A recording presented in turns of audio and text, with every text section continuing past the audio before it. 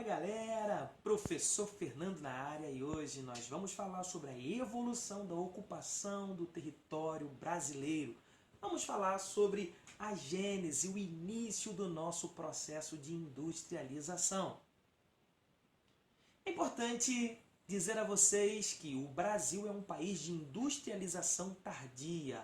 Isso significa que a nossa industrialização começou muito tarde, quase 200 anos depois da primeira Revolução Industrial ocorrida na Inglaterra. Veja, junto com essas características, ou com essa característica, o Brasil pode ser considerado um país subdesenvolvido, porque são 4 as características de país subdesenvolvido: industrialização tardia, economia baseada no setor primário, dependência tecnológica e baixos indicadores sociais. E o Brasil, infelizmente, carrega essas características. Mas não apenas isso, certo? Existem outras que, infelizmente, fazem do nosso país um país subdesenvolvido. Essas são as características do nosso país. A grande verdade é que a industrialização nesse país, na verdade, não começou do dia para a noite, não foi um negócio fácil, e, na verdade, nós tivemos, inclusive, o governo trabalhando contra a industrialização do Brasil.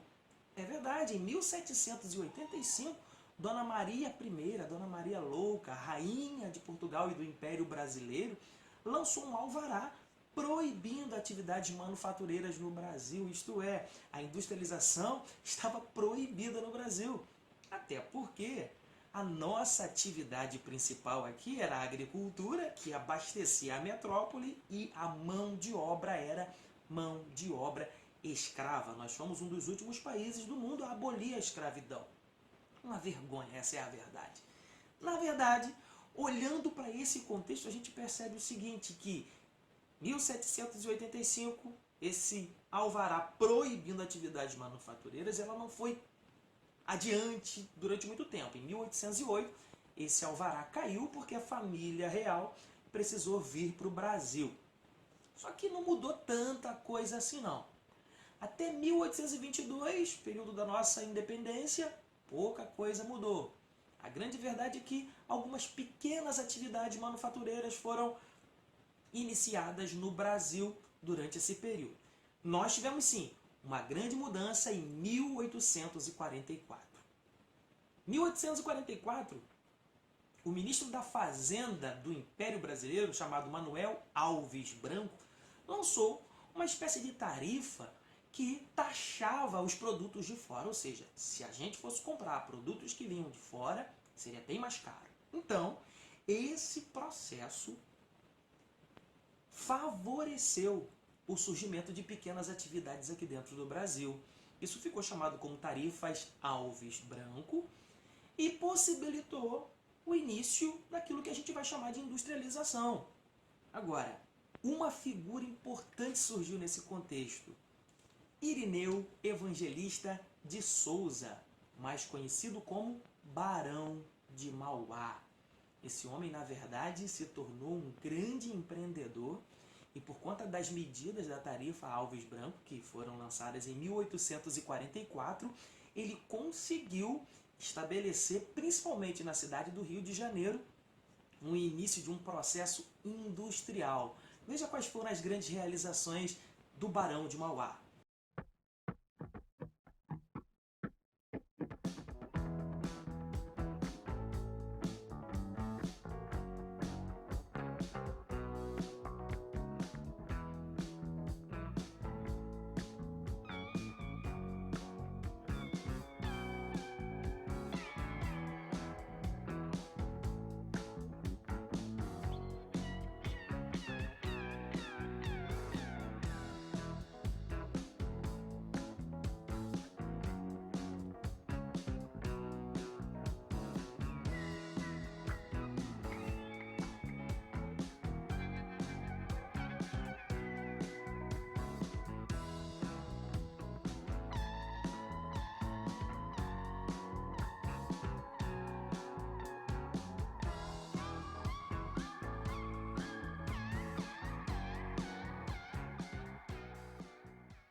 As tarifas Alves Branco foram canceladas, revogadas em 1860, o que acabou quebrando o Barão de Mauá.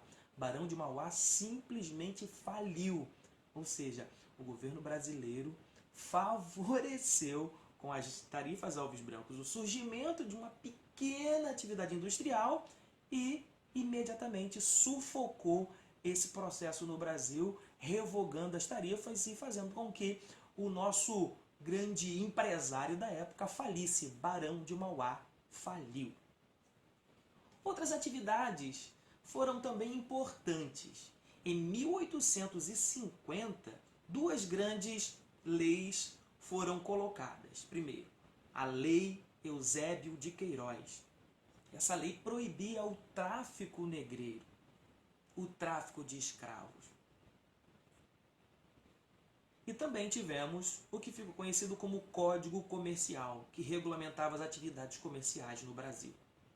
A Lei Eusébio de Queiroz, ao proibir o tráfico de escravos, quebrou a base da economia daquela época, que era a economia escravocrata. Então, isso, na verdade, abriu espaço para um outro momento, para uma outra possibilidade no Brasil, o que, na verdade, acabou culminando com a nossa industrialização. Mas também não foi rápido, não foi de uma hora para outra, não.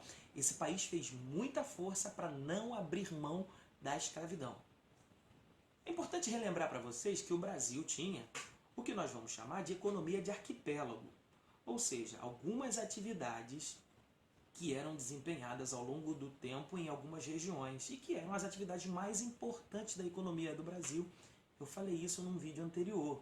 Na verdade, nós tivemos alguns ciclos, o ciclo do pau-brasil, o ciclo do ouro, o ciclo da cana, o ciclo mais importante do ponto de vista industrial foi o ciclo do café.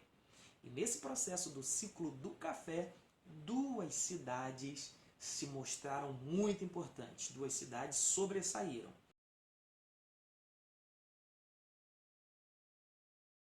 O ciclo do café, um dos mais conhecidos, também chamado de ouro negro. Um dos principais produtos da nossa balança de exportação. Lembrem que na década de 30, quando o Brasil passou pelo processo de industrialização, nós éramos um país majoritariamente agrário exportador e dependíamos da venda, principalmente do café. Com a crise nos Estados Unidos, a quebra da Bolsa de Valores, nós entramos em declínio aqui com a venda do café e o Brasil passou por um momento de transformação que acabou culminando com a nossa industrialização.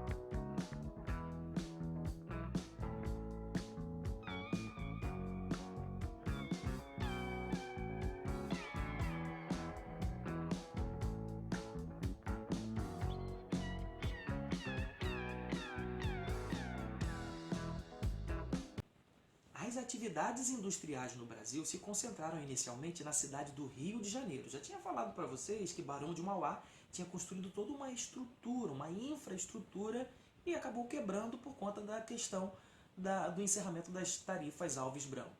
Na verdade, o Rio de Janeiro, como capital, e durou de 1763 até 1960 como capital, era inegável, né? Era importante no contexto político e econômico do país. No entanto, foi perdendo um pouco dessa importância econômica, principalmente para São Paulo. São Paulo que conseguiu constituir uma base diferente na economia cafeicultora. Veja, a economia do café em São Paulo se deu de maneira diferente. Vamos ver as características da economia do café em São Paulo. Primeiro, estamos falando de um tipo de mão de obra livre. O trabalho em São Paulo foi realizado principalmente por imigrantes. Estamos falando aqui da atividade cafeicultora, mas principalmente com mão de obra livre, o que possibilitou o surgimento de uma mão de obra livre e consumidora. Isso é diferente. O mercado consumidor começou a se estabelecer ali em São Paulo. Outra coisa importante é que as atividades não estavam concentradas apenas nas fazendas produtoras de café. Essas atividades começaram a se distribuir pelas cidades do entorno, pelas vilas, onde outras coisas eram fabricadas, por exemplo, coisas de insumo que facilitavam a venda, o ensacamento do café, enfim, toda a infraestrutura que também começou a surgir, a malha ferroviária que passou a surgir, na verdade que foi construída para dar suporte ao escoamento da produção de café em São Paulo, foi a base daquilo que no futuro se estabeleceu como industrialização no Brasil. Importante também dizer que o excedente, aquilo que sobrava, aquilo que era de lucro dos grandes barões do café de São Paulo, esses grandes barões investiram esse lucro na indústria, sem abrir mão da produção de café.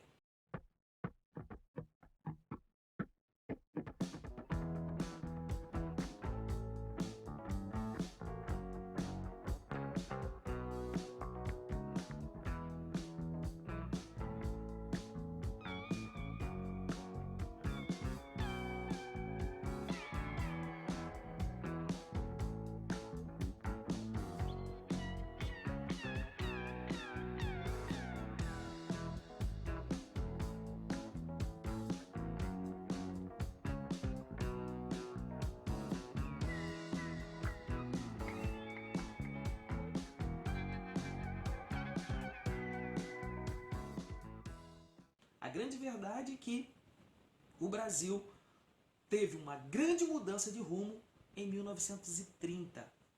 A crise de 1929 teve reflexo no Brasil e em 1930 a página da nossa história virou. Mas esse é o assunto do próximo vídeo.